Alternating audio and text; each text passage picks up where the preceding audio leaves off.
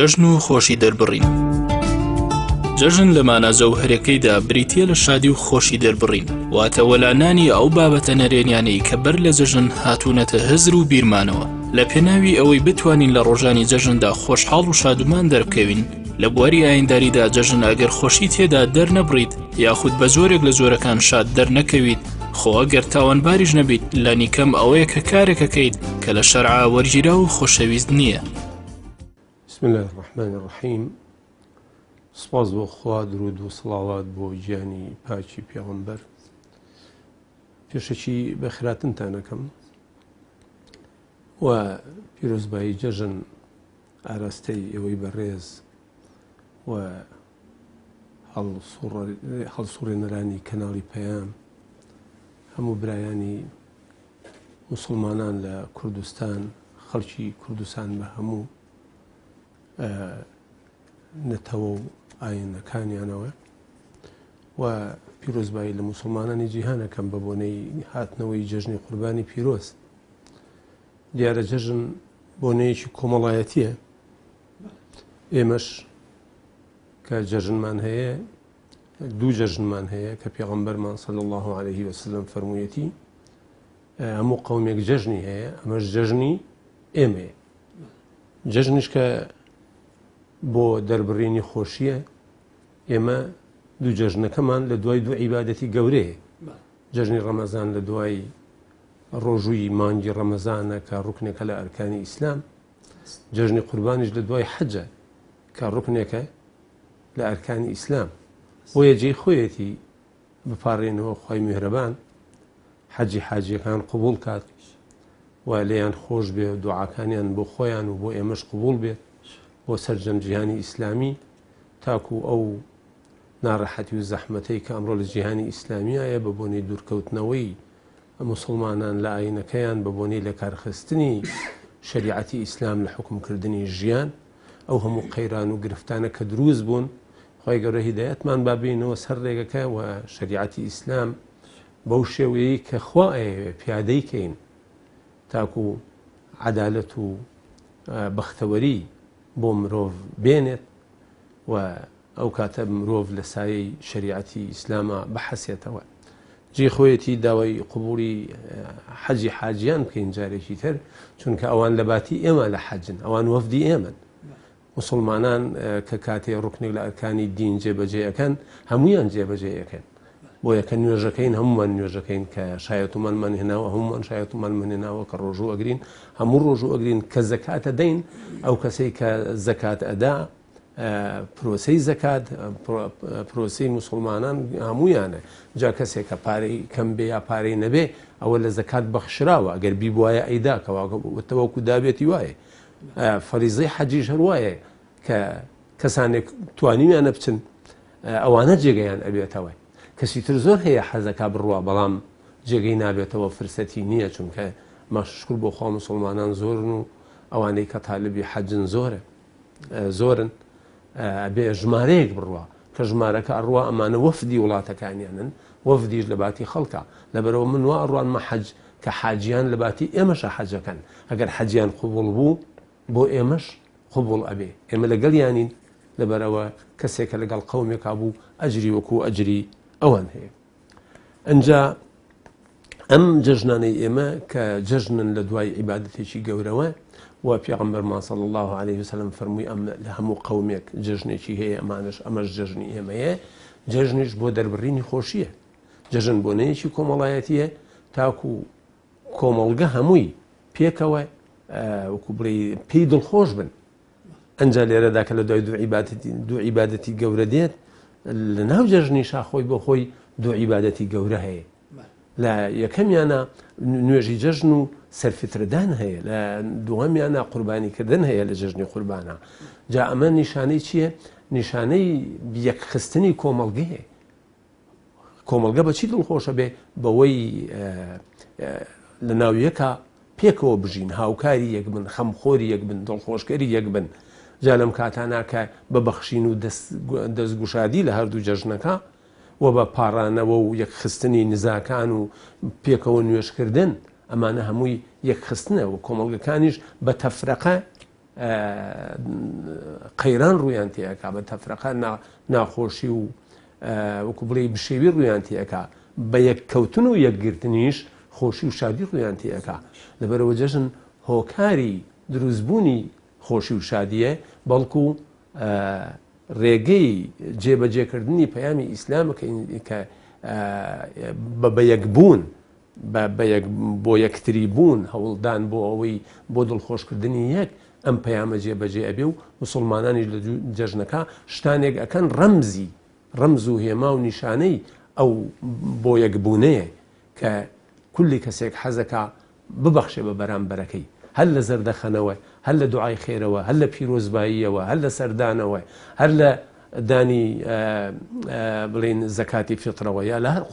لە قوربانیکردنەوە ئەمانە هەمووی بەخشینە بە یەکتری کە کولی کەسێک حەزەکە بە براکەی ببەخشێ بە خزمەکەی ببەخشێ بە دراوسەکەی ببەخشێ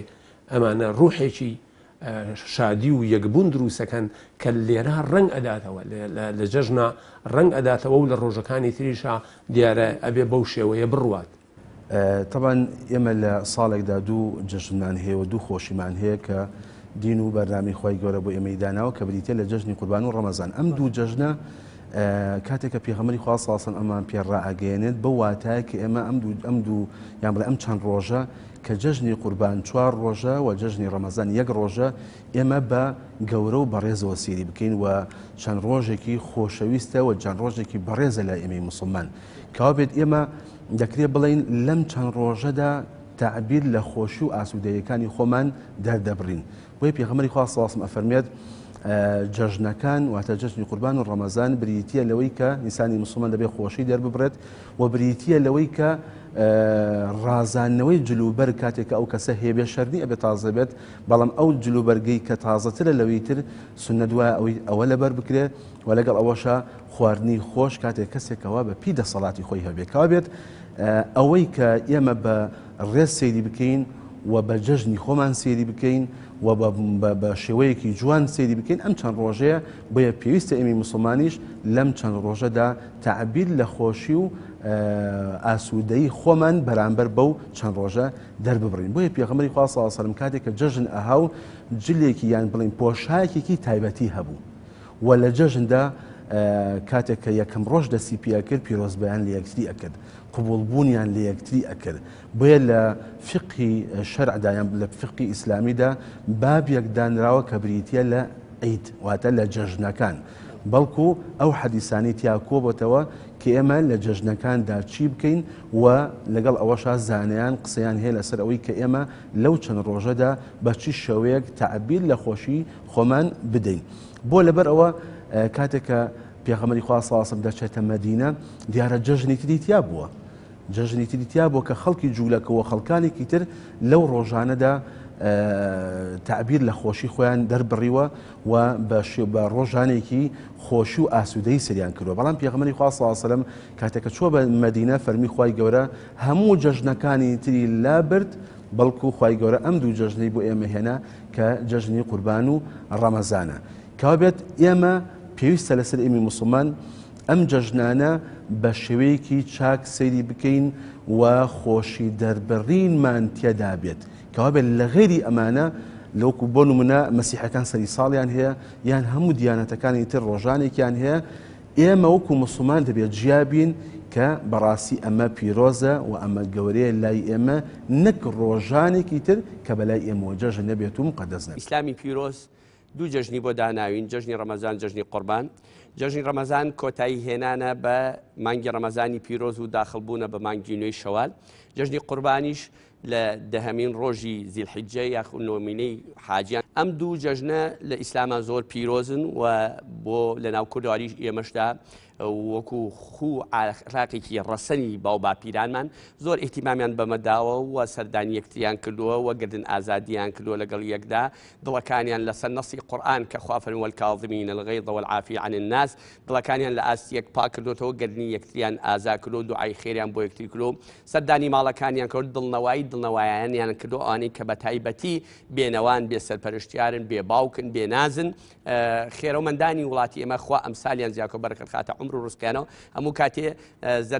زەردەخەنەیان خستۆتە سەر لێوی ئەو مناڵات چاو گەشە جوانانی کە بێناز بوون ئیتر بە هەر هۆکاریە بووە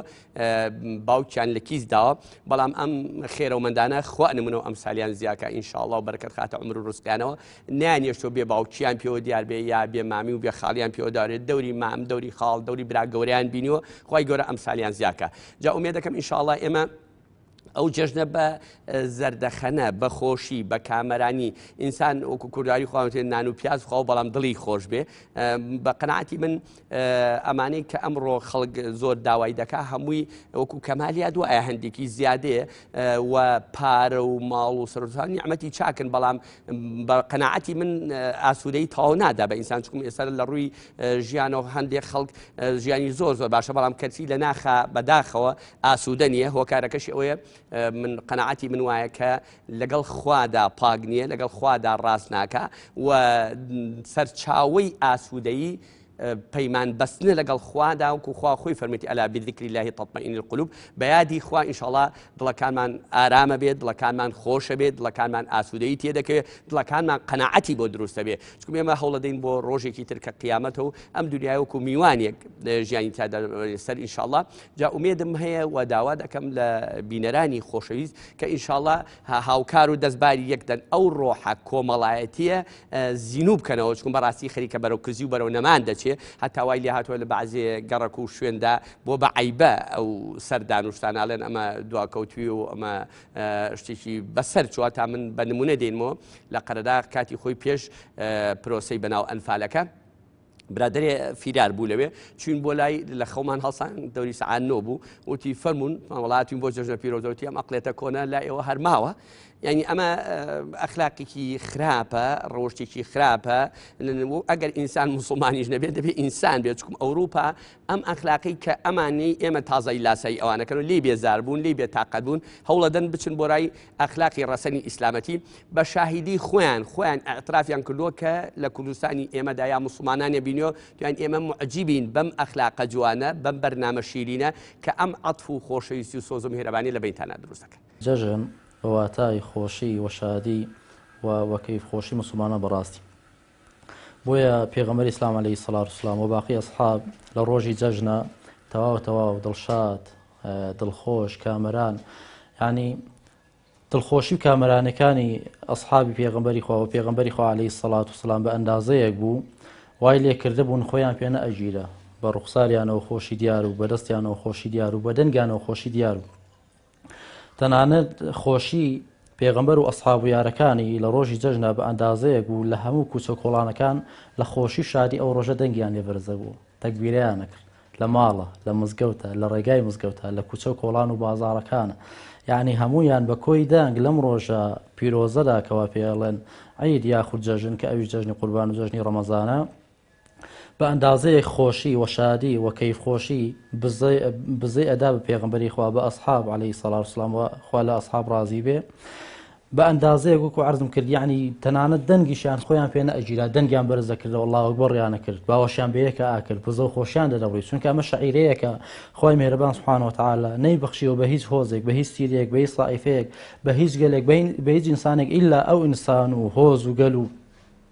قەومانە نەبێتەوە ئیمانیان هێناوە بەخوا بۆیە لەو ڕۆژەدا بەڕاستی هەمویان تکراری خۆشیانە کردەوە هەمویان خۆشحاڵی پیان و دیار و بە خۆیان بە ماڵ و منداڵیان تەنانەت پێغەمبەری خوا عەلەیهی سەڵات وسەلام ڕێگەیەدا لەو ڕۆژەدا چۆن لەی ئافرەتانی بچووک مناڵی بچووک کچانی بچووک خۆشی دەرببڕن بەدەفە گۆرانی بە قسەی خۆش بەشتی باش یعنی بەم شێوازە بەڕاستی تعبیر لە خۆشی جەژن کراوە بەداخەوە بەڕاستی زۆر جار مامۆستایانی ئاینی باسی ئادەبەکانی جەژنیان کردو بەڵام کۆمەلگا یاخود موسڵمانان یاخود گوێبیستان یاخود ئەو کەسانی کەوا بەرامبەرمان بەڕاستی زۆر جار قسەکانی ئێمەیان بە گرنگ سەیر نەکردو زۆر جار ئێمە باز دەخەین ئەڵێن موسڵمانان خۆشەویستان خوشک و براکانمان ئێوە عەزیزی ئێمن ئێوە بەڕاستی لەژێر دەستی ئێمەدان ئێمە قسەتان بۆ بکەین هەوڵ بدەن کۆمەڵی شت هەیە لێی دوورکەونەوە بۆ نمونە ئەو کەسانی کەوا لە ناوتاندا کۆچیان کردووە ئێوە لە ڕۆژی جەژنە یادی مەکەنەوە ئەمە سونەتە نە ئادابە نە هیچ شتێکە لە حاڵەتێکە ئەچێتە بابەتی مەکروه و ناشرعیشە پیان ئەڵێن ئێ خەڵکین ئێوە سەرقەبران مەکەن ئەی خەڵکین ئێوە نۆجەژنە مەکەن کۆمەڵێک ئاداب هەیە عورفیە باشە شەرعی نییە لەناو خەڵکە تەشەنەی سەندۆ بەربڵاوە ئەمانە هیچی لە ئادابی جەژن نییە بۆیە ئەگەر ئێمە ئەم شتانە بکەین کەوا باسمکردن لە ئادابی جەژن دەرەچین بەڵام ئەگەر هاتین ئێمە ڕەچاوی ئادابەکانی جەژنمان کرد و ئەو خاڵانی کەوا پێغەمبەر عەلەیهی سەڵات وسەلام و شەرع دایناوە بە ئاداب و سونەت و بە ئەقوال و بە ئەفعالی ڕۆژی جەژن کە ئێمە ئەو شتانەمان کرد بەڕاستی ئەگەینە ئەو خۆشی کەوا پێغەمبەری خوا عەلەیهی سەڵات وسەلام و باقی ئەسحاب پێی گەشتووە بۆیە ئێمە بەڕاستی زۆر جار لە ئادابەکانی جەژن لە ئادەی باشە سەرقەبران ئادابی جەژن نییە باشە دڵتەنگی ئادابی جەژن نییە ڕەشپۆشی لەو ڕۆژەدا ئادابی جەژن نییە دەرگا داخستن لەو ڕۆژەدا ئادابی جەژن نییە دوورکەوتنەوە و پەراوێز خستن لە تاکەکانی کۆمەلگا و لە خزم کەس و کار و دراوسەکان بەڕاستی و ئادابی جەژن نیە تۆ ئەبێ لەو ڕۆژەدا بەڕاستی دڵت کەیتەوە لەگەڵ واقعی هەموو لاشە لەگەڵ دەرگای ماڵەکەت باشە مسلمانێک دێ ئەبێ بەڕاستی بە تەقەبەل الله منا ومنکم پێشوازی لێ بکەیت بە باوەشەوە پێشوازی لێ بکەیت بە تەوقەی گەرم پێشوازی لێ بکەیت بە دوعای خێر بە کەیف و خۆشی بێ بزە بەڕاستی پێشوازی لێ بکەیت ئەگەر ئێمە ئاوامان کرد ڕەچاوی ئاداب و ئەخلاق و سنەت و ئەفعال و ئەقوالەکانی ڕۆژی جەژنمان کرد ئیلا بەڕاستی ئەگەینە ئەو دڵخۆشیکەوە ئەسحاب و پێغەمبەری خوا عەلەیهی سەڵات وسەلام پێی گەیشتووە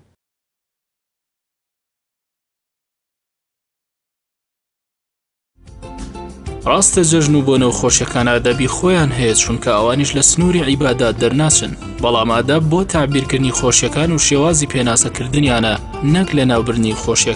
خۆشیەکان بەر لەوەی سروشتێکی ڕەها و بێ سنووریان هەیە هەندێک جار بۆیان هەیە بچنە دەرەوەی سنوورە مباحەکانیان بۆیە شەرع هاتووە ئەم خۆشی و شادی جەژنی لە چوارچێوە گرتووە چوارچێوەکردن واتە بایەغدارترکردنی لەناو هەندێک قەوما هەندێ نەریت سەر هەڵەدات هەندێک نەری هەڵەدات بۆ نمونە لە کاتی جەژنە کابرا مردوەکانی خۆی بیرەکەوێتەوە بەر لە هەمووشتە بۆ سەر قەبرانەچێت کە ئینسان چوو بۆ سەر قەبران لەوەکو بڵێ مردوەکانی بیرەکەوێتەوە ئازیزەکانی بیرەکەوێتەوە کە ڕۆیشتون غەمباری ڕووی تێەکە جەژنیش کە هاتووە شادی بێ ئەمە لەگەڵ باسی جەژنا نەگونجاوە جا ئەمە فەرمانێکی ئاینی نییە هەتاکو بڵێن ئەمە جەژن دروستی کردووە ئەوە خەڵک دروستیان کردووە لەبەرەوە جەژن بۆچی هاتووە ئەبێ بۆ ئەوە بەکاربێ جەژن هاتووە بۆ ئەوەی ئێمە پێکەوە هاوکاری یەک بین یەکتری دڵخۆشکەین هەوری شادکردنی یەکتری بین بە یەکتری ببەخشین چاکە لەگەڵ یەکا بکەین لەبەرەوە ئەمە ڕۆژی زیندووکردنەوەی بۆ ناخۆشەکان نییە ڕۆژی زیندووکردنەوەی حەسرەت و داخەکان نییە بەڵکو ڕۆژی دروستکردنەوەی ڕۆژی زیندووکردنەوەی شادیەکانە ئەلحەمدولله ئێمە خۆی گەورە نعمەتی زۆری پێبەخشی بین نعمەتی ئیمان و ئیسلامی و ئیسلام لەم جەژنی قوربانە کە خۆی گەورە قورئانی ناردووە پەیامی ئیسلامی ناردووە لەم جەژنا تەکمیلیەیەکا کۆتاییەکە فەرمێ ئەلیەومە ئەکمەلت لەکم دینەکم و ئەتمەمت عەلەیکم نعمەتی و ڕەضیت لەکم الئیسلامە دینا ئەمە چ مژدەیەکی گەورەیە چه خەڵاتێکی گەورەیە خۆی گەورە بفەرمێ ئیتر نەوە دینەکەم بۆ تەواو کردوون دینەکەتانم بۆ تەواو کردوون نوقسانی لەم ئاینا نییە تەنیا نوقسانی چێبی ئەوەیە کە ئێوە بەگوێی بکەن شوێنی بکەون جا ئەمە خۆی بۆ خۆی مژدەیەکە هەر قەومێ بدرێ بە هەر قەومێ بدرێ لە خۆشییان ئایکا بەجەژن بۆیە خۆی گەورەش لە ڕۆژی عەرەفە ئەم ئاەتی ناردوتە خوارەوە بە دوای ئەوە مسلمانان کردویانە بەجەژن بۆ بەجەژنی قوربان جا ئەو نەریتانەی کە ئەبێتە مایەی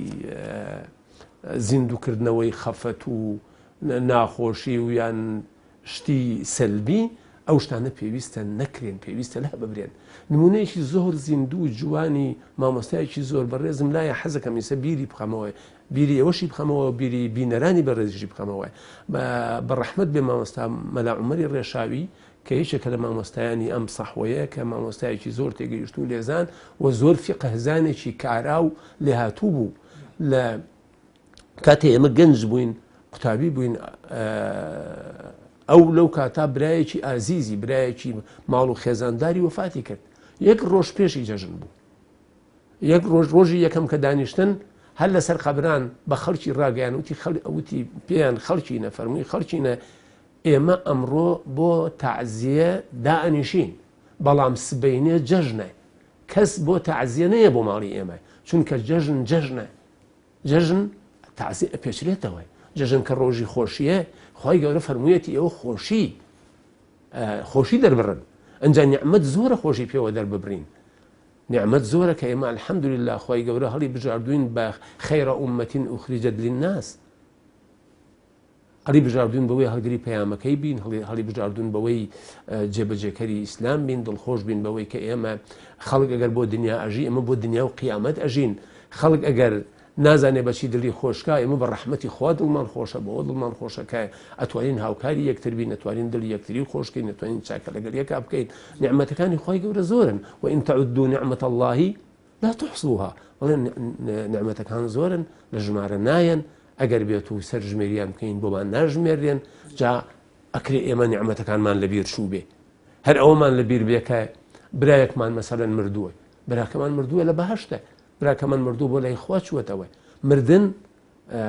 عنی وەکو بڵێ خەڵاتێکە خوای گەورە پێشکەشی بەندەکانی یەکا تا لە دنیاوە پێیدا بچن بۆ قیامەت. ئەی زۆر بەداخەوە کاتێکی ئێمە ئەڵێن جەژنی مسلمانە بەچی واتایەک بەو واتایە کە ئێمە خۆشی تێدا دەربڕین، نەک ئەوە تا تعزیە دروست بکەینەوە. یعنی زۆر بەداخەوە کاتێک کە یەکەم ڕۆژی جەژن دێتە پێشەوە، یان ئەو چەند ڕۆژی کە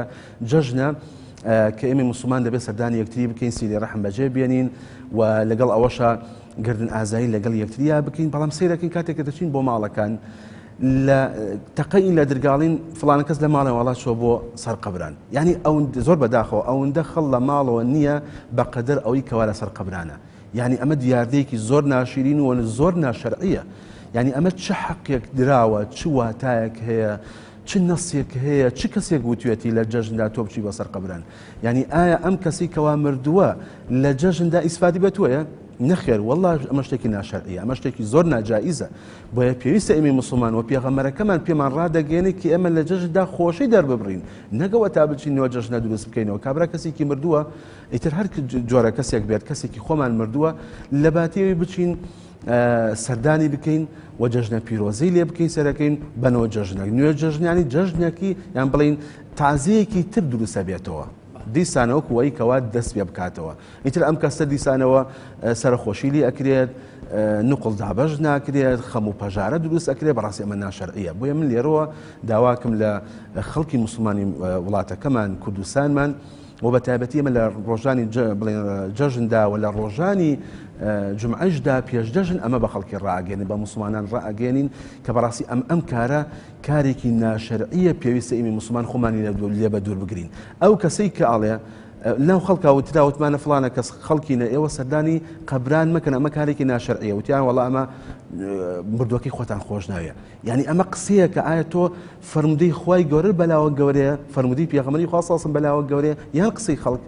بەڕاستی با خەڵک وا بڵێ ئێمە بەڵێ مردووەکانمان بەلاوە بەڕێزە، بۆیە پێویستە لەسەرمان دوعای خێران بۆ بکەین، خێریان بۆ بکەین، بەڵام نەک لە ڕۆژانی جەژندا بچین بۆ سەر قەبران، نەک ئەوەتان نوێ جەژنە دروست بکەینەوە، چونکە بەڕاستی ئەمە پێچەوانی شەرعی خوای گەورەیە، پێچەوانی ئەو دەستورەیە کە پێغەمبەری خوا سەڵسەڵ بە ئێمە ڕاگەیاندووە.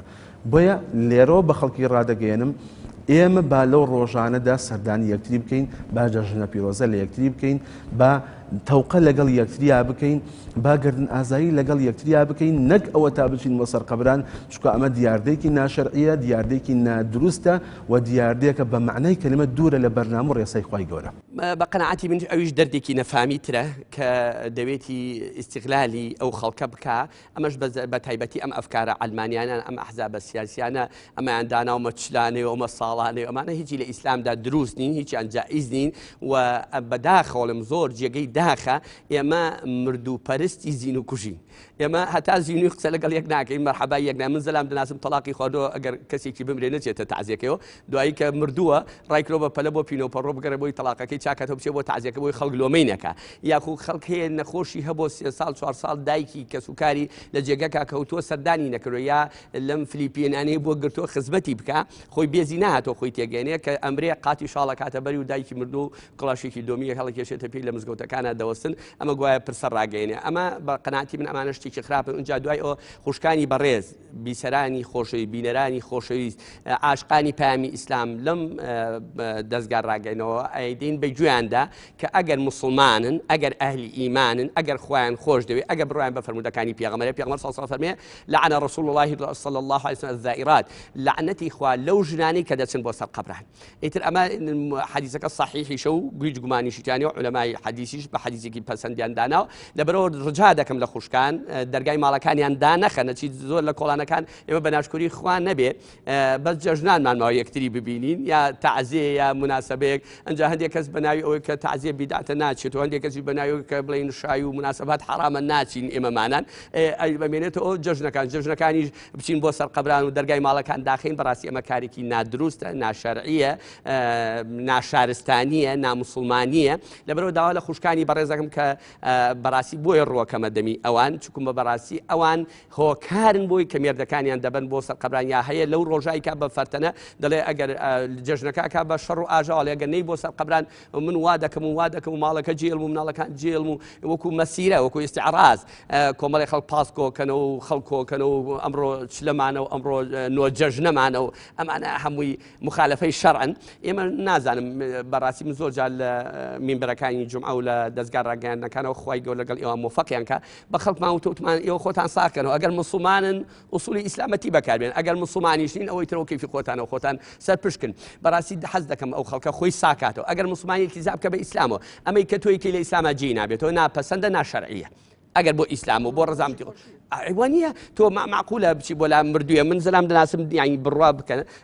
زەلامە ناسم مامی هەیە بەلای مامەکەی ڕۆ بۆ سەر قەبران ناچێت سەردانی مامەکەی بکە ناچێت سەردانی کەسکارەکەی بکە بە پێ لە گەڕێکێکەوە بۆ گەڕێکی لە شوێنکەوە بۆ شوێنکە بۆ بچێت بۆ لا قەبرێ ێ باشە کاکە تۆچی بۆ لام قەبرە چیەکەی چی ئیسفادەیەکەکەی ئەگەر مەسەلە خێر و ئەجر و دوعای خێرە خۆ لە ماڵی شوبیکەی هەر عین ئەجر و پاداشت دەستەکەوێت ئەگەر مەسەلە ئەوەیە کە ئەم زیندۆ لە دەست چۆ ڕۆیوە ئێ باشە تۆ هەڵ بە ئەمەی کە نەڕۆیەوە با لە دەست نەچێت بەڵام بەداخەوە هەتاوەکو قسەیکی خۆش بۆتان جوتە برایەک لەگەڵ خێزانەکەی کێشەی بوو قسەی خێرمان لە بین ناکردن هەرچەندمان کە قەنەعەتمان بە ژنەکە نەکرد نان و چایەک با بە مێردەکەی بەس ئەوەندە هیچی تر ناچکم هەردووکیان لە تەمەندا بوون وتی من بۆی لێنێم چا نایخاتە سەردەمی دوای سوبحان الله هەموو جمعە چوو بۆ سەر قەبرانمان ئەو بە خەفەتی تۆ مرجڵ دەلیە لە سەر قەبرانی جوازی لێ بێنە وەکو قسەیەک بیستومەڵێن جاریکان ئافرەتێکی کوردەواری خۆمان دەچێت بۆ زیارەتی کاک ئەحمەدی شێخ بۆ مزگەوتی گەورە کە دەچێت بۆ وێ مەسەڵەن بەڵێ گوایە لە خەویا بینیویانە فەرموویەتی کاک ئەحمەدی شێخ توێتی من لە ژێر قادرمەکانی مزگەوتی گەورە خوا دەرەجەی عالی کاتەوان کاک ئەحمەدی شێخێکە لە ئەولیاکانی خوا و کێکە لە دۆستانی خوا ئەڵێ فەرمووی لە ژێر قادرمەکانە بینیم کاک ئەحمەد بە کزی بە دانیشتە وتم ئەوە بۆتی لە تاو ئافرەتی ئەم شارە مەرقەکەم جێشتووە ئەگەر وازم لێنێن مزگەوتەکەش جێڵم جا باشە تۆ خوشکە بەڕێزم ئەم شەرم لە خوا ناکە چێ بۆ لا کاک ئەحمەد بیستومە عیاذ بالله دوورکان نوێژ بۆ کاک ئەحمەدی شێخەکەم ئەخر باشە خوشکەکەم تۆ یا چێ بۆ لا کاک ئەحمەدی شێخ سەرپۆشەکە بە سەریا و دێتە دەرەوە سەرپۆشەکەی فرێدا ئەخر ئەمە شێوازی ئیسلامەتی وا نابێ موسڵمانیەتی وا نابێ لەبەرەوە بەڕاستی ئەم مناسبانە کە دروستی دەکەن بە ناوی نۆ جەژن و بە ناوی ساڵانەوە ئەمانە بە ڕێی من ئەفکاری ئەحزابی سیاسیە دیاردەیەکی ناموویە کە هێناوێنێتە ئەم کوردستانە ئەویش کاسبی پێوەکەن ئەویش خۆبردن و پێشوە ئیگنە من چی لە ساڵانەکەم چی لە چلا بکەم کە گرفانم کێ سەوزەڵە خانمی تیا بڵێ چی لێ بکەم چی ئیسفادەیەکی نۆ جەژن چی لێ بکەم یا ساڵانە چی لێ بکەم تۆ ئەگەر ڕاستەکەی بچۆ یا هەیکلێکی بۆ دروستەکە من هەیکل چی لێ بکەم تێگەی کاکە وەرە ئەم مناڵە ئەم ژنە بێوە ژنە قوربەسەر پێویستی بە یارمەتیە پێویستی بە هاوکاریە پێویستی بەوەی زەردەخەنە بخەیتە سەر لێوی پێویستی بۆ نییە تۆ بتێکی بۆ دروستکەی ئەم بتە چی ئیسفادەیەکی ینی من بە قەناعت بنەوە وەفانیە وەرە دەستگایەکی خزمەتگوزاری دروستکە و ناوی بنێ بەناوی ئەو خەسەخانەیە قوتابخانەیە مزگەوتێک گەڕەکێک شتێک دروستکە بینێ بنایەوە نەک تۆ بچی پەیکەرێکی بۆ دروستکە چی لە پەیکەرکە برسێتی تێرەکە تینوێتی لابە نەخۆشیەکانی عیلاجەکە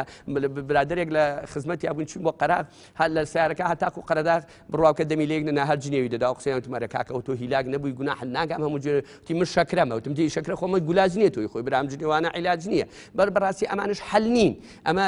حەلێکی وانییە کە تۆ ئەم ماڵە بەهرەمەند بێت لەبەرەوە بەڕاستی داواکەم لە بینەرانی خۆشەویست لە عاشقانی پەیامی خوا لە عاشقانی ڕێبازی پاک و بێگەردی ئیسلام کە ئەم ئەخلاقە نادروستە ناشەرعیە واز لێ بێنن چکم ئەمە بەڕاستی شتێکی جوانی بە تایبەتی خوشکان ڕجایان ئەوسەر قەبرانیان کردووە بە بازاری عکازی کۆن لەوێ شتەکڕن و شتە فرۆشن هەتا خەڵک بیستومە لە ئافرەتان دیعایەکەن تەلەفۆنەکەم وەڵێ وەرە بۆ سەر قەبران لەوێ شت هەرزانە دی باشە پێغەمبەر صلی الله علیه و فەرمێ ئێوە بچن بۆ سەر قەبران بیری مردن کەنەوە زەخیرە بخەن بۆ ناو قەبرەکەتان نەگوچن زەخیرە بێنەوە زەخیرە بکڕن کەواتە ئەمان مەسەلەکە سەر قەبرانەکە نییە مەسەلەکە گۆڕینی جەوە گۆڕینی ژیانە ئەوەیە دوایەوە هەتا ئێمە زۆر جار بە خوشکانڵێن خوشکە بە ڕێزەکان جومعە لە ماڵەوە بکەن خێرتان زیاترگە نوێژی تەراوی لە ماڵەوە بکەن خێرتان زیاترگە ئەوە لە من خێرم نایە بنەرە بۆ مزگەوت کەواتە بە دوای خێرا ناگەڕێ ئەو بەداوای ڕەزامەندی خوا نییە، ئەو بەتەمای ئەجر و پاداشتێکی گەورە نیە، ئەو دەوێتی هەوا و ئارەزوی خۆی ئیش پێ بکە. ئەمەش کە مخالفەی سنەت و ئادابی پێغەمبەر صلی الله علیه و سلم پێغەمبەر فەرمێ ئیمانتان دانامەزرێ تا هەوا و نەفسی خۆتان ژێر پێی خۆتان نەخن. ئەوەی کەوا بەڕاستی شەرعی نیە، خۆمان لێ پارێزین ئەوەیە کە ئەبێ کچان و کوڕان پیاوان و ئافرەتان تەوقەنەکەن بە هیچ شێوازێک تریدا و پاشان بەڕاستی تێکەڵاوبوونێکی زۆر ناشەرعی دروست نەبێت. ئەگەر چەند کەسێکی مەحرەم بەرحەڵام ئەگەر زۆر فشاری بوو شتەکە گەورە بوو بەڕاستی لەو حاڵەتە ئەبێ ئینسانی مسلمان خۆی لێ پارێزێ، یاخود سەرقەبران، یاخود بەڕاستی گریان، یاخود بەڕاستی کۆمەڵە شت هەیەکەوا تۆ لە خۆشی ئەو ڕۆژەدا ببڕێ، ئەبێ ئینسانی مسلمان خۆی لێ بە دوور بگرێ. جەژن بۆ ئەوە هاتووەکەوە ئێمە باشە تاکەکانی مسلمان، تاکەکانی ناو کۆمەلگای مسلمان هەمووی دڵخۆشکە، هەمووی چۆنڵی شاری پێبەخشێ، هەمووی بزەی پێبەخشێ. خوای میهرەبان سبحانه وتعالى بۆیە ئەم جەژنەی پێبەخشیوین، بۆیە ئەم ڕۆژەی پێبەخشیوین، بۆیە ئەم کاتی پێبەخشیوین، بۆ ئەوەی لە دوای ئەم هەموو ماندووبوونەکەەوە عیبادەتی ئێمە یاخود حاجەکان یاخود ئەوەی کەوا لە مانگی ڕەمەزانە ئەنجامەدرێ، بۆ ئەوەی ئێمە لە دوای ئەم هەموو شەون و خۆنی و ماندووبوون و سەرفکردنی پارە و تاقە و وەقت و ژیانی خۆمان بۆ ئەوەی ئێمە دڵخۆش بین. ئەگە دڵخۆش نەبین کەواتە ئێمە بەڕاستی ئەو هەلەی خوامان نەقۆستۆتەوە، بە دەرفەتێکی باش وەرمان نەگرتووە. بۆیە بێ ئینسانی مسلمان بەڕاستی دائیمەن ئاگای لێبێ هەر شتێکەوە لە ڕۆژانی جەژنان ناشەرعیە باشە ئەبێ ئینسانی مسلمان خۆی لێ پارێزێ بۆ ئەوی بەڕاستی بەر هەڕەشەی خوددا و پێغەمبەری خوا عەلەیهی سەڵات و سەلام نەکەوێت. بەڕاستی بەداخەوە قەیرانێکی زۆر ناهەموار جایتر نازانین قەیرانەکە چۆن دروست کراوە، گرنگەوەی ئێستا بوونی هەیە واقعەکە و لە بەرچاوی هەموو لایەکمان و لە ژیانی هەموو لایەکماندا بوونی هەیە. بەڕاستی ئەم قەیرانە تەئسیرێکی زۆری کردوتە سەر هەموو خەڵکی، جا ئەم خەڵکانە بەڕاستی لە هەر ئاستێکدا بن، تەنانەت سیاسەکانیش ئەگەر خۆیان ڕاستکەن خۆشیان بەڕاستی دڵتەنگ و ناڕەحەتن بە ئەو بابەتە. و پاشان ئەم شەڕێکەوە بەڕاستی بەرۆکی کۆمەلگای ئێمە تاکەکانی ناو کۆمەلگای ئێمە گرتووە. بەڵام لەسەروی هەموو بەڕاستی ئینسان ئەبێ بەوە دڵخۆش بێ، بەوە دڵی خۆشکە کە خوای میهرەبان سبحانه وتعالى ئەم ڕۆژەی نەبەخشیەوە بە هیچ کەسێ، باشە بە هیچ هۆزێک، بە هیچ تیرێک، بە هیچ ئینسانێک ئیلا بە ئینسانی مسلمان نەبێ. خوای میهرەبان سبحانه وتعالى بەو هەموو هێز و دەسەڵات و قودرەت و بەتواناییەوە ڕۆژێکی بۆ ئێمە نەخشاندووە، بۆ ئێمە دیاری کردو، بۆ ئێمە داناوەکەوە مسلمانان تێیدا دڵخۆش بن. ئەمە بەڕاستی ئینسانە بەوە دڵی خۆشە، یاخود بە ڕەحمەت و بە سۆز و بە میهرەبانی خوا. ئەها لەم کاتەدا ئێمە برا حاجەکانمان کۆمەڵی مەساریف، کۆمەڵی ناڕەحەتی، کۆمەڵێک ئەشکەنجە، کۆمەڵێک ئازار ئەکێشن ئەچن بۆ ئەوێ خوای میهرەبان ئەم ڕۆژەی پێبەخشین بۆ ئەوەی دڵیان خۆش بێ. باشە ئەم ڕۆژە گەورە کەوا خوا بەخشیوێتی بە کۆمەلگای مسلمانان و بە ئیمانداران ڕۆژێکە خوای میهرەبان هەرچی لە عەرەفە بێخلی خۆشە بێ. باشە یان ئەم دە ڕۆژێکەوە ئەوانەی ئەو خەڵکانی نەچون بۆ حەج لە ماڵەکانی خۆیانە لەسەر ئیش و کارەکانی خۆیانە، خوای میهرەبان سبحانه وتعالى وەکو قەد و ڕێزێک دە ڕۆژی سەرەتای ذیلحیجەی پێبەخشیون کە ئیش و عەمەل و کردەوەی ساڵە لەم دە ڕۆژەدا ئەوەنە خێرە، لە هیچ کاتێکی تردا ئەوەنە خێر نییە. باشە یعنی ئینسانەوێ بەڕاستی بەوانە دڵخۆشکە ئەم ڕۆژە خوای میهرەبان بەخشیوێتی بە من بە تۆ بە هەموو خوشک و براکانمان، ئەبێ ئینسان بە ئەوە دڵی خۆش بێ. خوای میهرەبان سبحانه وتعالى لە کاتێکا کەوا ئەحەد و سەمەدە و بێمنەتە و بێنیازە لە هەرچی دروست کراوە مەخلوقات هەیە، ئەم خوا مەزنە سبحانه وتعالى ئاوری لە ئێمە داوەتەوە، فەرموویەتی ئیمانداران، ئەی مسلمانان، ئەی ئەو کەسانێکەوە تەسلیمی بەرنامەکەی من و شریعەت و قورئانەکەی من ئێوە دڵخۆش بن. ئەمە ئینسان بێ بەو شتانە دڵخۆشکە. ڕاستە بەڕاستی قەیران هەیە، بەڵام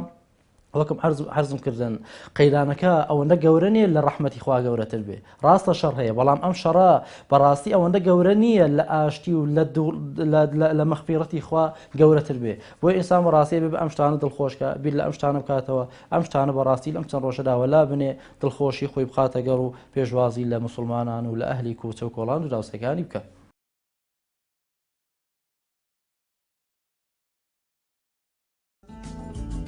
ئێمە لە کاتێکا جەژنەکەین کە بارودۆخی سیاسی و کۆمەڵاتی و ئابووری خەڵکی زۆر خراپە و خێزانەکان توانای دابینکردنی پێداویستیەکانی جەژنیان وەکو پێویست نییە. بەڵام مادام جەژن عیبادەتێکە و تەنانەت لەسەر خۆشی دەربڕینەکەشی پاداش وەرەگرینەوە، ئەوە بێت لە ڕۆژانی جەژندا شاد و بەکەیف دەرکەوین. ئەگەر بۆ ئەو چەند ڕۆژەش بێت لانی کەم لەبەر دڵ و دەرونی مناڵان کە زۆر دڵیان بە ڕۆژانی جەژن خۆشە و بە تاسوخەوە چاوەڕوانی هاتنیەکەن. بەڕاستی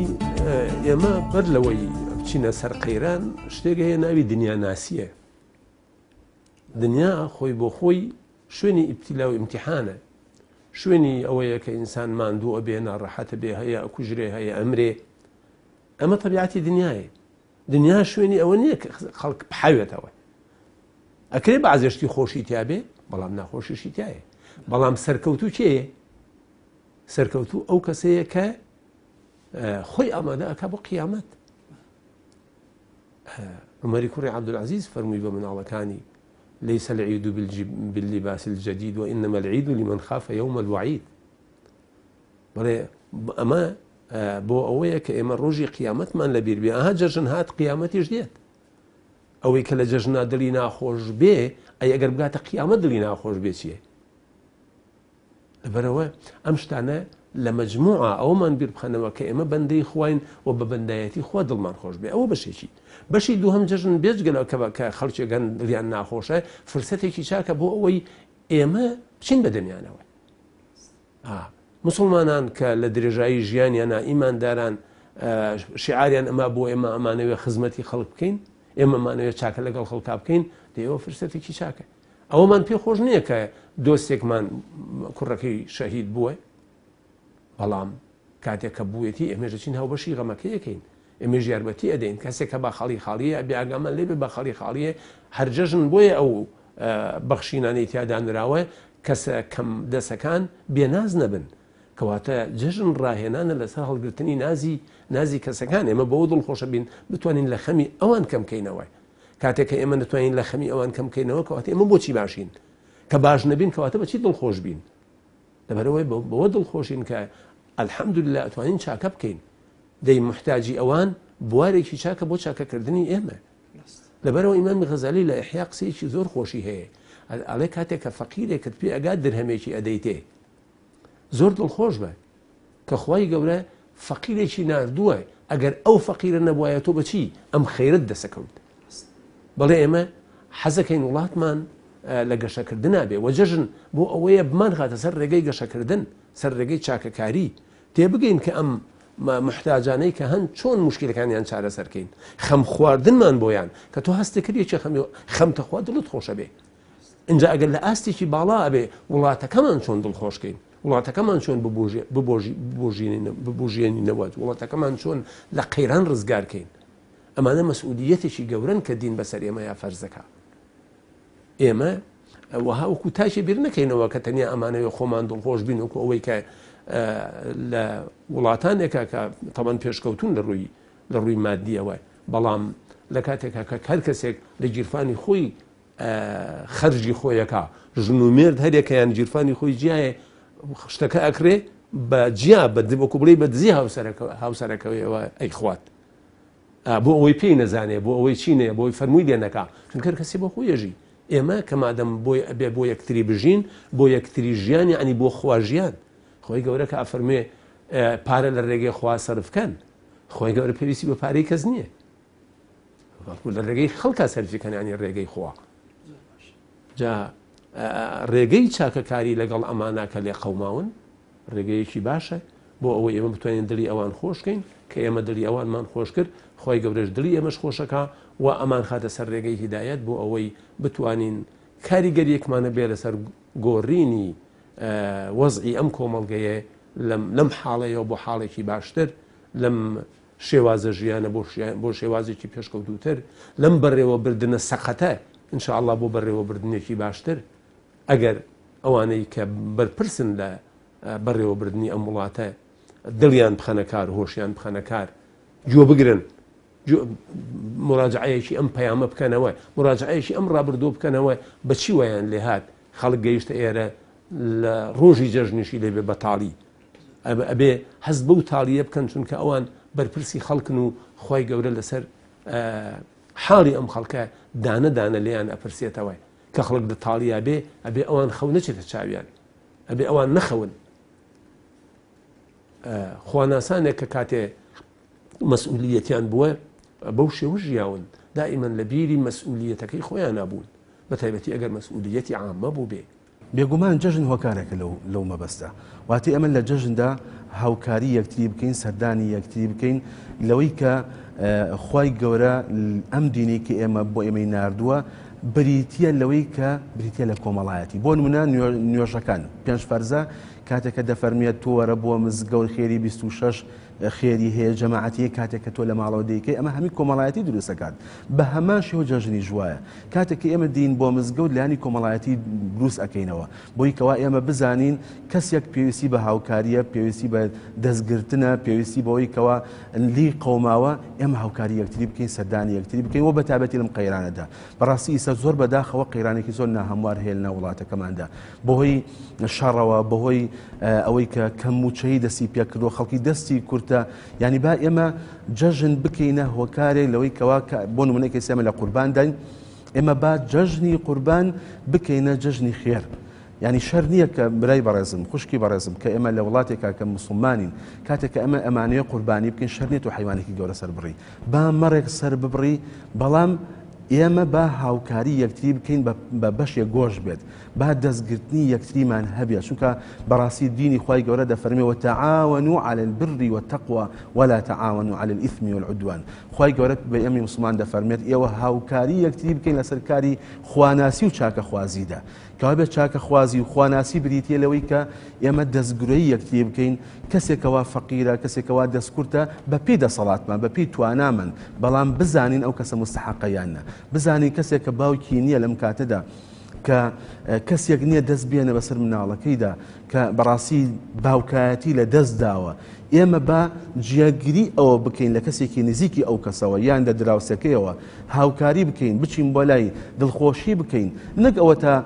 ناخۆشیەکانی بیر بخینە نەگەوە تا بڵێ وڵی تۆ فڵانە کەس تۆ بێ باوکی تۆ کەسێت نییە نا ئێمە بڵێن ئێمە هەمومان کەسی توین ئێمە هەمومان خۆشەویستی توین دڵخۆشی بکەین بۆ یەکتری هاوکاری یەکتری بکەین دەستی یەکتری بگرین چکە بەڕاستی ئەمەیە کە خوای گەورە لە جەژندا بە ئێمە ڕاگەێنێت ئەگەر ئێمە نەمانتوانی ئەم هاوکاریمان هەبێت لە جەژنەکاندا لە خۆشەکاندا بەڕاستی ئێمە نەمانتوانیوە ئەو سنەتی کە پێغەمبەری خوا صلی الله علیه و سلم بە ئێمە ڕاگەاندووە نەمانتوانیە بیگەێنین بەڵکو پێغەمبەری خوا صلی الله علیه و سلم گەیاندوێتی یەکێک لەم هۆکارانە ئەوەیە کە هاوکاریکردن و دەستگرۆی یەکتریە لە کاتێکدا کە ئێمە لەگەڵ یەکتریین و دراوسەی یەکترین و هاوکاری یەکترین وەڵی من سوپاسی خواکەم زۆر سوپاسی خواکەم و سوپاسی پاشان دەستگا ڕاگەیانەکانەکەم بە تایبەتیوانی کە ئیسلام گۆچی کردوون و لە خزمەتی ئیسلامدان لە خزمەتی میحرابی پێغەمبەرتان بەڕاستی دەورێکی باڵایان هەیە لە دڵنەوەی ئەو خەڵکەدا و ئەم خێرەمەندانی ئەم شارە و ئەم کوردستان شینەوە ئینشەڵڵا ئومێ دەکەم خوای گەورە شارەکەمان وڵاتەکەمان کوردستانەکەمان لە فیتنەی گەورە لە فیتنەی بچووک بپارێزێت لە پیلانی ناحەزانمان پارێز چکم بەڕاستی دەستێکی خێری گەورە لە وڵاتەکەمان هەیە چکم من ئاگادارم سوپاس بۆ خوا خەڵکانیەکەنەوە تا ئێستا کەوتونەتە پەلەقاژەی ئەوە چۆن کە لە بەروی کە معاش خۆتان دەزان معاش بەداخۆ دوا کەوت مەسە بڵین چۆن بژێوی بۆ ئەو خەڵکە داگیرکەن یا بتوان گۆشت و چکلێت و پێویستیاتی جەژن بۆ ئەو خەڵکە دابینکەن بەڕاستی ئەمە دەستێکی خێرن ئێمە دەستانە ماچەکەین لە دەستگا ڕاگەیاندنەی ئێوە ئەو پەیامیان ئاراستەکەین کە ئێمە خزمەتکاریانی دوعای خێران بۆکەین لەم ڕۆژە موبارەکان و پیرۆزانەدا لە خوا پەڕین خوا هەم بەرەکەت خاتە ڕزقیان هەم عمری نوحیان باتێ بۆی بۆ ئەم میلەتە هەژارە بمێنن چونکە بەڕاستی ئەمانە دڵسۆزی خەڵکن ئەمانە چین و توخم و نخبەیەکی جوانن لە ناو کۆمەلگادا کە سوپاس بۆ ئاگادارم چەنەها کۆمەڵێ مهندیسی جوان حەز دەکەم لەم پەیامەوە ئەم پەیامە بم بە گوێی بیسەران و بینەرانی خۆشەویستدا کە کۆمەڵێ مهندیس ئاگادارم ئەوەی کە من ئاگادارم حتا ئیجازیان لە حکومەت وەرگرتووە دە بنەماڵەی هەتیویان گرتووەتە خۆیان بەسەریان نەکەون نەفەقە و پێویستیان بۆ نەک هەر بۆ جەژن بۆ هەموو مانگەکانی ساڵ بۆ دابین دەکەن حەز دەکەم هەر لێم پەیامە پیرۆزەوە ئەو پەیامە بدەم بە گوێی کورد پەروەرانە ئیسلام پەروەرانە کە ئەوانەی کە ئیدعای کوردایەتێک ئەم ڕێبازە بگرن نیشتیمان پەروەریەکە نیشتیمان پەروەر بێ ئاوا بێ اینجا سەیری کە ئەڵێ پیاوێکی بەڕێز کۆمەڵێ خەڵکی ئاگادار و پیاوێکی بەڕێز وەکو جەنابەریا کۆمەڵێ مامۆستای ئاینی ئاگاتی کۆمەڵی هەتیوم دەوێت بۆ یەکی قەتای ئەرزیان بۆ بکڕن الله سبحان الله ئەمیش کۆمەڵێکی دەستکەوت دە کەسێکی دەستکەوت بوو کە یەکی قەتای ئەرزیان بۆ بکرێت یەکێ لە مناڵەکان جا قسەیەکی کوردەواری هەیە دەڵێ هەتیوم کەوشوم کە هەندێک هەیە مەسەن ئیستیغلالی ئەو وەزعاکە جا وتی مناڵەکە وتی من ئەرزێکی ڕوکنم نەوێ ڕوکنم دەوێت وتیان کوردە ڕۆڵە ڕوکنی بۆچی ئەومانەیتر کابرا خوا جەزای باتەوە خێری بنووسێ ئەرزێکت بۆ دەکڕێتتر ڕوکن بێ هەرچێ بێ خۆیمە قەرزارمان نییە فەرمووی بەو برایی کە خوا جەزای باتەوە نمونەوە ئەمسالی زیاکە ئینشاڵڵا فەرمیان ئەم برایە ئەم ناڵە وای وتووە وتی توخوا ڕوکنێکی بۆ بکڕن دڵنەوایی مەکەن بەشک و خوا لە باش ڕوکنی بابن پیاوانی ئەوە هەیە لە ناوە میلەتە پیاوانی ئەوە زیندوو هەیە میلەتێ خاوەنی ئەو پیاوانە بێ شەڵاقت پەکی ناکرێت من زەلام دەناسم ئێستا لە حیاتا نییە مردووە ئەو قەبرەی باخێ بێ لە باخەکانی باش معاشی بۆ خەڵک بڕیۆتەوە کوڕەکەی ئەوەندە بە ئەدەبە ئەوەندە ساڵحە ئەو خێری باوکی نەبڕیەوە ئێستش معاشەکە بەردەوامەدا بە خەڵک ماگانە معاشەدا بە خەڵکە هاوکاری خوێنکارەکە قوتابی دەکا بەڵام ئەمانەی کە ویژدانیان مردەوە ئیدعای مافی مرۆڤ و مافی کرێکار و مافی خوێنکار و مافی قوتابی و مافی ژنەکەن ئەی بۆ غیرەتیان ناجوڵێ ئەیا ئەم هەموو منظەماتیان دروست کرۆ کاسبی پێکەن و پارەی پێپاکەن ئەوە کەم ئەندامی پێ و قوربە سەرن نابینانە ئەو داماوانە ئەو بۆ ئاوڕێکیان لێ نادەوە وەکو برای قسەیەکی زۆر جوانی کە فەرمووی خوای رب العیزە لە ژوور حەوت طەبەقەی ئاسمانەوە ئێعترازی گل لە پێغەمبەر عەبەسەوەتەوە لای دابەزان لەبەرەوەی ڕووی نەدا بە کوێرێ باشە دەی ئەمانە ئیدعای مافی مرۆڤەکان ئیدعای ئەم هەموو مافانە بە مافی هیچ نەماوە خۆ ئێستا ئەگەر وا بێ هەمومانە بێ ئایلا بژین بە دیعایە و بە ئیعلام و بەڕاگەیاندن بێ بەڵام ئیتر ئەوەش کە لە مەیدانی عەمەلای بینین عەمەل جیاوازە لەگەڵ ئیعلام و ڕاگەیاندن چکۆ ئەوی بەڕاگەیاندن بێ ئێستا زمانی محەممەدی مادیە و شامی شەکرە و وڵات بۆ بە بەهەشت بەڵام بەداخەیتر ئەوە تا خەڵکێکی شەیە کە بڕوا بکە لە جومعەکان ئێمان تەواو بێتاقەت کردووە کە ئەوەندە خەڵک دێ پارەی عیلاجەکەی پێنێ تووشی قەزا بەڵا سەرەتان بووە یا نەخۆشانەی هیوا خۆ ئەگەر خەڵکی یارمەتیان نەدا بەڕاستی پەیشانەکەوێ یا مەسە بڵێ ئەم هەموو خەڵکە کرێ چییە قوربەسە کرێ خانووکەی پێنیە بیدا پێویستێکدا جا لەبەرەوە ئێمە ئەو دەسانە ماچەکەین دوعای خێریان بۆکەین کە چاویان لە خەڵکەوە بڕواش وای ئینشاءڵڵا خوا چاوی قودرەتیان تێوە بێ و ئینشاءڵڵا قەچیش دەست بە گرفانی بەتاڵا ناکەن ئەو خێر و سەدەقە دوو هۆکاری یەکەم ڕەزامەندی خوا دووهم ئینشاءڵڵا بە فەرمودەی پێغەمبەر تەداوی نەخۆشەکانی پێکە ئینشاءڵڵا ئومێدە دەکەم ئەوانەی ئەگەر نەخۆشییان هەبێ خۆیان یا کەسوکاریان ئینشاءڵڵا بەو سەدەقەیە خوا ئەو نەخۆشییان لە کۆڵکاتەوە ئەمە یەک دوو ئاگر و غەزەبی خواشمان لەسەر لابەرێ ئینشاءڵڵا چکۆ سەدەقانە ئەمە ڕەحمەتی خوا دابەزێنێ غەزەبی خواشمان لێ دوورەخاتەوە و بە قەناعەتی منیش هەر ئەو هۆکارەیە کە ئەم میلەتی هێشە ئەو دڵە سەغاوەتمەندیە چکو میلەتی کورد زۆر سەغیە ئیلا مەسئولەکانمان نەبێ چروک و دەستن و قاون ئینە بەڕاستی میلەتی ئێمە بە شێوەیەکی ئامینە ئەو خەڵکە گەر پێشتر مەسئول نەبووە دڵی نەرم و کەچکە بێ بە مەسئول دڵی ڕقە بێ زۆر عەجیبە یعنی دەباتی سۆز و بەزەی لە دڵیا بێ بەرامبەر بە خەڵک ینی چاوێکی لە مناڵی ئەو شەهیدەوە بێ کە ئەم بە پلەی ئەو بەرز بۆتەوە ئێدە چاو لە مناڵی ئەو شەهیدەوە بێ دڵناوی مەکە تۆ مامی وەکو پێغەمبەر صلی الله علیه وسلم چۆن مناڵی سەحابەکەی کە شەهید بوو دەیگر بە باوشەوی فەرموو من مامتم من خزمەتکاری دەکەم من دەوری باوکت بۆ دەبینم دەبا ئەمانیش بێن مناڵی ئەو شەهیدانە بنێن بە سنگیانەوە بینێن بە چاویانەوە چکن بەڕاستی ئێمە دوعای خێر بۆ باوکیان دەکەین خوای گەورە ئەم ئەولادانەشیان ساڵەکە یا ئەو ئافرەتە بە حورمەت و بە شەرەفانە کە ئاوا ئەم مناڵانە جوان بەخێوەکەن تەربیەتێکی جوانیان دەدەن خوالیان ڕازی بەڕاستی ئەمەش ئەرکێکی قورسە و ئێمە دوعای خێر بۆ خوشکە بە حورمەت و سەلارە ناکەین کە ئەوە دەبینیم و بەڕاستیش ئەم بەرنامەی تەلەڤیزیۆنانە دەستگا ڕاگەیەکان بە تایبەتی پەیام بە تایبەتی برادرانی یەکگرتوو خوا جەزایان بدەن کە دەستگایەکی خێرن بۆ هەتیوان چەندها هەتی و بەخێر چەنەها سەرپەرچیەتیۆکەن هەندێک هێڵێ کەسبێکە دەی کەسبێکە خۆ بۆ ئەخلاقی جوان کەسبێکە برا کە کابرا تۆ پەروەردەیەکە بە پەروەردەیەکی جوان ئەڵێ دەست پاک بە داوێن پاک بە زمان پاک بە نیشتیمان پەروەر بە ئەمە خراپە دەی تۆش وەرە بەخێویکە و پەروەردەیەکە بە پەروەردەیەکی جوان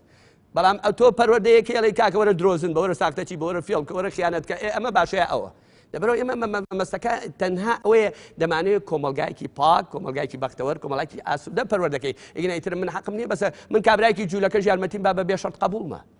کابرایکی مارکسی و شیعیش یارمەتیم با بە بێ شەرت قبوڵمە بەڵام کە شەرتی لەسەر دانم ئەوە بەعمەل نایە لەبەرەوە ئێمە هەر دەستگایەکی خێر لە ناو وڵاتە بێ چاوی لە خەڵکەوە بێ ئێمە دوعای خێریان بۆکەین بە تایبەتی زۆر مەبەستمە کە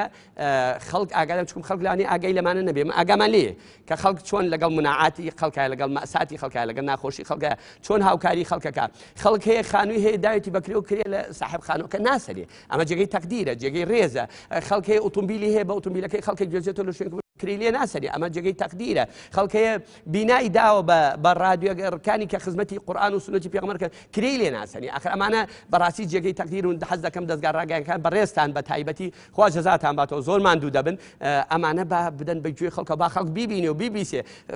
وڵاتی ئێمە نەمردووە ناژمرێ ئینشاءڵڵا چکم خاوەنی عەقیدەی ئیسلامە تا خاوەنی ئەو بیر و بڕا پیرۆزە بێ ئینشاءڵڵا بەرەو پێشتر و بەرەو چاکتر ڕوا ئینشاءڵڵا بەڕاستی هەتیوەکان پێویستیان بڕعاتە بێوەژنەکان پێویستیان پێیەتی ئەو ماڵانێکەوە بەڕاستی خەڵکانی کان تێدا ڕۆشتۆ یاخود بە شێوەی عام ئەوانەی کەوای احتیاج و محتیاج و هەژارن جایتر ئەم احتیاجی محتیاجیە هەتی و فەقیرە بێنەوایە بێخان و وەکری هەر شتێکەیە لە ناو کۆمەلگای ئێمەدا بەڕاستی زۆر ئەساسە خوای میهرەبان ئەم ڕۆژانەی پێبەخشیون ئەم حەجەی پێبەخشیون ئەم لێ خۆشبوونەی پێبەخشیون ئەم زەیحیجەی پێبەخشیون و خوای میهرەبانیش هەر داوای کردووەکەوە ئێمە بەڕاستی ئاگامان لە گیرفانی دەروداوسەکانمان فەقیر و هەژارەکان و هەتیوەکان و ئەو ماڵانێکەوە بەڕاستی بێنەوان هەژارن کەم دەرامەتن بە تایبەتی لە جەژنا ئینسانی مسلمان ئەبێ هەوڵ بدا ئەگەری هیچ شتێک نەکە ئەگەر داوسەکەی هەژار بوو ئەبێ بەڕاستی خواردنی شەوانی جەژن یاخو ڕۆژانی جەژنی بۆ دابین و بۆ تەرخامکە بەڕاستی بە تایبەتی ئەو کەسانی کەوا خوا پێداون ئەو مسلمانە بە ڕێزانێکەوە خوای میهرەبان دەری خێری لێکردنەوە حەقی خۆیەتی لەم چەند ڕۆژەدا بەڕاستی بە تەرفەتی بزانن دڵی هەتیوەکان دڵی بەڕاستی بێباوکەکان دڵی نازدارەکان دڵی بێوەژنەکان دڵی ئەو کەسانی کەوا مصیبەتێک لێیان ڕووداوە دڵیان خۆشکەن ئاوڕیان لێ بدەنەوە بەڕاستی من لێرەوە ئامۆژگاری بۆ هەموو مسلمانان ئەوەیە کە بەڕاستی ئەبێ ئاور لە دراوسەکانیان لە خزمەکانیان لە هەژارەکان لە هەتیوەکان بدەنەوە ئەگەر بە بزەیەکیش بێ ئەگەر بە تەوقەیەکیش بێ ئەگەر بە چوونە ماڵێکیش بێ ئەگەر بەڕاستی بە پارەیەکیش بێ یعنی ئینسان لەم جەژنەدا هەوڵ بدا مەصاریفی کەم کە باشە لەبیاتیوی چرە زەخرێ بابیدا پارەی چرە ساتەکەی بدا بە هەتیوێک لەبیاتەوەی بەڕاستی قاتێکی زۆر گرانباییەک ڕێقەیسێکە با لەم جەژنەدا ئێمە هەر قاتی جەژنی ڕەمەزان لەبەرکەین قۆنەری جەژنی ڕەمەزان لە پێ بکەین ئەو حاجەت و پێداویستانێکەوە لە مانگی لە جەژنی ڕەمەزانە بەکارمە هێناوە بە هەر لەم جەژنەدا بەکاری بێنین ئەوەی بڕیارمانداوە لەم جەژنەدا بیکڕین و بیکەینە کاڵا بۆ ماڵەکانمان و بۆ پێشوازی لە میوانە بەڕێزەکان و ئیمانداران بە هەوڵ بدەین بیدەین ماڵە فەقیرەکان بیرین ماڵە هەژارەکان چونکە بەڕاستی هەر گرنگ نییە ئێمە دڵمان خۆش بێ گرنگەوەی بەڕاستی خەڵکانیش دڵیان خۆش بێ ئەگەر من هاتمە دەرەوە دراوسەکانم دڵیان خۆش بوو خۆشم دڵم خۆشە ئەگەر هاتمە دەرەوە بەڕاستی ئەو هەتیوانێکەوە لە دەورم و جیرانی من و هاوڕێی منن دڵیان خۆش بوو باشە چۆڵی نەگیریان نەکروزانەوە بەدەم حاجە و پێداویستەکانەوە ئەگەر دڵیان خۆش بوو گەشانەوە بەڕاستی ئەوە گەشاوەی منیشە بۆی ئینسان بەڕاستی ئەبێ حەزەر لە ئەو حاڵەتەکە و ئینسان تەقوای خۆی هەبێت و ئەو حاڵە بەڕاستی لەبەر چاو بگری.